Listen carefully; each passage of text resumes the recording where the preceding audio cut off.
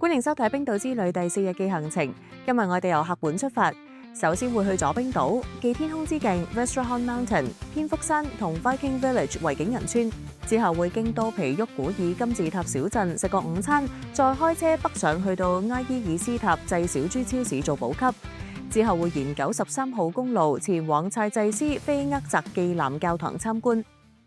又係一個風和日麗嘅早上，Lilia Guest House 早上我哋先食咗個自助早餐先，之後係酒店入面欣賞一下冰島嘅草原，仲有冰川，然後先準備出發。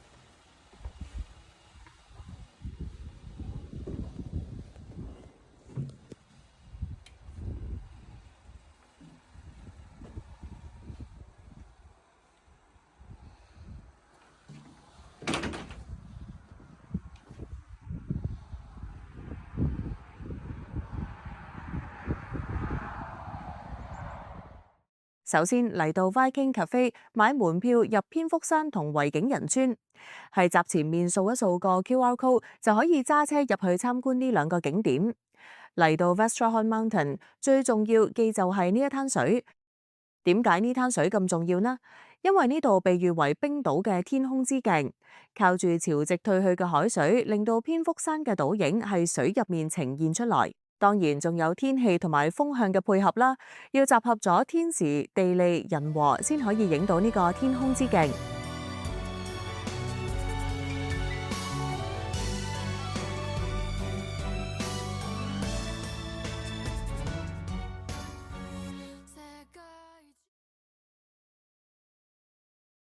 之後嚟到附近嘅維京人村，呢度係之前拍攝電影所見，不過冇利用到，最後遺留落嚟發展做周邊一個小景點。不論是喜愛自然美景，還是文化探索，係蝙蝠山和維京聚落，皆能找到一個你喜愛的角落。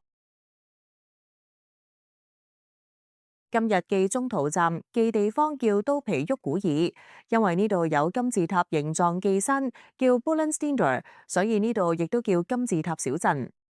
我哋去咗小鎮上一間 Langebooth Cafe 紅色小木屋食午餐，我哋叫咗一個湯、一個 cake、一個 pennon， 大約要400蚊港幣左右。pennon 我覺得最好食，又熱又香。之後我哋去到附近嘅一個公園度玩。雖然天氣好凍又大風，但係當地人仲好似夏季一樣咁喺度踢波，旁邊有條飛索。我哋同當地小朋友簡直係兩個玩法。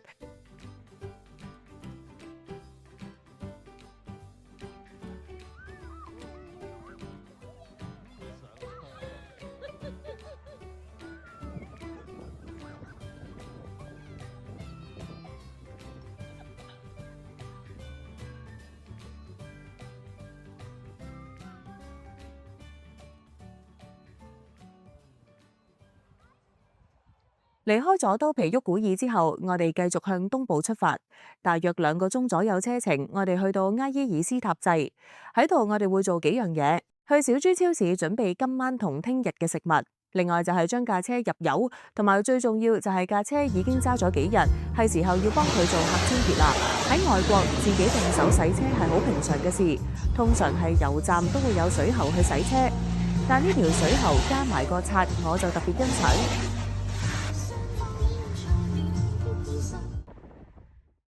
轉眼間，我哋沿93號公路嚟到塞濟斯菲厄澤，呢度冰島東部一個只有約700人的峽灣小鎮，亦都係電影《白日夢冒險王》最具代表性嘅外景拍攝地。小鎮最出名的就是通往藍色教堂嘅彩虹路，更被孤獨星球評選冰島東部第1美麗小鎮，推薦電影迷和非電影迷都可以來打卡。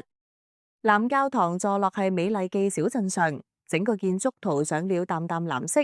感覺就似童話城堡一樣，有種鮮鮮既 feel 又好可愛。教堂前仲有一條超長的彩虹路，所以個個都愛稱佢為彩虹教堂。當你走喺呢條閃閃發光嘅彩虹路上，感覺成個人都會變得開心起來，就好似啲煩惱會跟着消失一樣，只剩下快樂同幸福在心入面環繞。參觀完藍教堂之後，我哋今晚會喺呢個小鎮住一晚，感受一下呢個美麗嘅小鎮。我哋呢集繼續會緊接住東部，繼行程之後會轉戰北部最重要地熱溫泉區米湖，繼續接住收睇啦。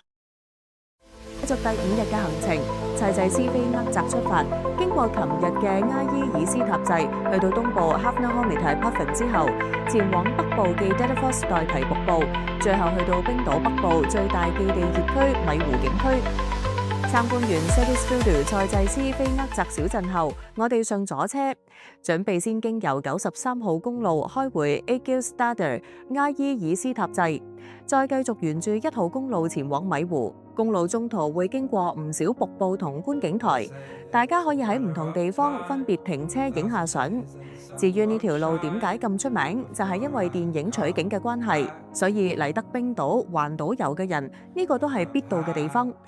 電影講述華特係一位生活雜誌記員工，但成日有各式各樣記白日夢。知名攝影師尚恩有一日送了一卷特別記底片作品，並特別說明希望有一張相片能夠成為生活雜誌最後一期記封面，但可惜底片唔見咗。華特決定親自去格陵蘭找返，唔見咗記底片。93號公路正係華特用滑板滑落去小鎮追尋尚恩嘅其中一個場景。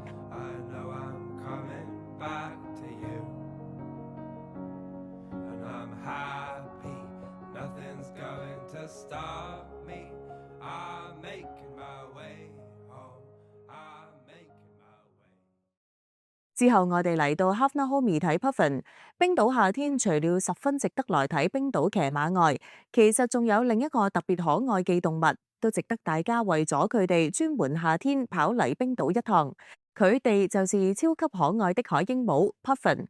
呢啲睇上去傻下，記 Puffin 到底是何方神聖？又可以在什麼地方找到佢哋呢？Puffin 只有在交配築巢季才會上岸，而這段日子正好是每年的夏天。一旦佢哋同伴侶選定了一個陸上築巢地點，接下來既每一年佢哋都會同伴侶飛回同一個地方築巢生蛋，真係諗一諗都覺得佢哋特別浪漫。Puffin 通常就係崖壁嘅洞穴築巢，而孵化咗幼年期嘅 Puffin 未換毛之前嘅形態就係咁樣。當佢哋長大之後，就會飛出去海覓食。睇完 Puffin 喺呢度，另一個主角就係三趾鷗，學名 Risa tridacla， 佢係中型水鳥，體長38到47厘米，主要以小魚為食，有時都會食甲殼類和軟體動物。今朝觀完鳥之後，我哋就離開 Hafnarfjörður。接落嚟嘅車程會比較長，我哋會由冰島嘅東部直接揸車差唔多3個鐘頭，200多公里去到冰島嘅北部景點。中途經過一片草原，見到一大堆冰島馬，相信呢度有團可以騎冰島馬，可以喺草原上面奔馳。我哋都好期待嚟緊嘅騎馬團可以快啲見到佢哋。之後就介紹返今日嘅第2個景點代提瀑布，佢位於冰島北部近米湖地熱景區附近。睇返1號公路上嘅位置已經係冰島環島大約一半嘅路程，而呢個瀑布有2個觀景台，分別東面同西面，來回兩邊車程約1小時。之前網上做過功課，如果你想影到壯觀嘅瀑布景象，就建議嚟東面，角度會比較闊啲。由東部過嚟呢200幾公里路，後半段全部都係碎石路，車速就記住唔好太快啦，唔係有機會好似我哋架車咁試過漂移添。好彩今次係4驅車，同埋條路夠闊，有驚無險。代提瀑布，冰島語 Dettifoss 係冰島東北部雅特納冰川國家公園內嘅瀑布，佢被認為係歐洲僅次於萊茵瀑布最雄偉嘅瀑布。瀑布位於源於雅特納冰原嘅菲約德勒姆冰河上，該河流嘅流域覆蓋冰島東北部，豐富的沉澱物令河水變成灰白色。見到地下冒晒煙，就知道我哋已經嚟到米湖嘅地熱區。米湖周邊有好多景點，我哋聽日先開始參觀各個景點，同埋最重要可以浸米湖溫泉。呢個係冰島北部最出名嘅溫泉。去酒店安頓好之後，我哋就去咗超市睇下，見到好貴，寄奇異果。之後附近睇下有咩嘢食，揀咗呢間評分唔錯嘅披薩店，可惜佢冇 pasta，3個人只係叫咗個大披薩食。第6日嘅行程，我哋會玩盡米湖周邊嘅景點。我哋預留咗1日時間玩米湖景區，呢度有米湖溫泉、地熱谷、一眾火山口、火山口湖，之後就會去到冰島第2大城市阿克雷里。繼續留意我哋下一集嘅行程啦，拜拜。